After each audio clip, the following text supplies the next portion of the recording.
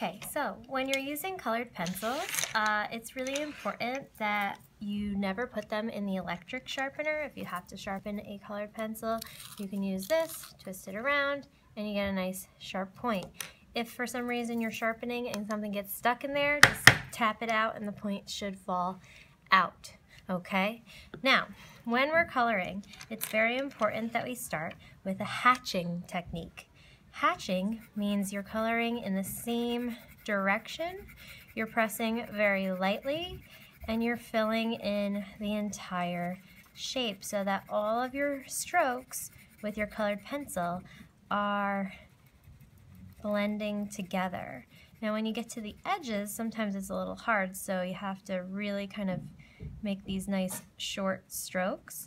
And every once in a while, if you go just a little in the other direction and smooth it out, it should be okay. Now, colored pencils are great because you can layer them. If I do a second layer of the red to just part of this triangle, you can see how much darker it gets. So I now have these two values. I could even leave it like this and do like a third value, so I have this nice fading effect. If I press hard with my color pencil, I can add additional details to my shapes, which sometimes looks interesting, right? But whatever I do to one side, I have to do the other. So I either have to repeat it here, or I can repeat it in all four. I'm not going to do that now, but you get the idea. What else you could do is blend colors with colored pencil. So I tested some over here. You could see I put some yellow, and I put some orange, and I saw that those look really beautiful together. Red would also look really nice because it's a warm color.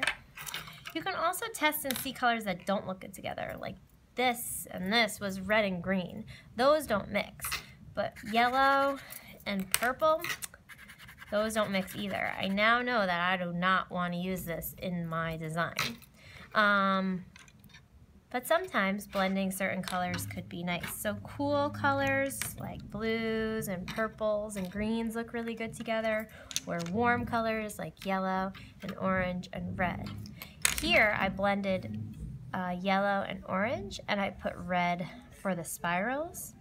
Here I have some red and violet together. So you can try different things, but the most important thing is that you're taking your time and doing some really good quality work. Here maybe I could try putting a heavy application of green, then a light application of green, then a heavy application of green, right? Then a light application of green, and so on and so on. It's like a pattern. What I don't want to see is any scribble scrabble.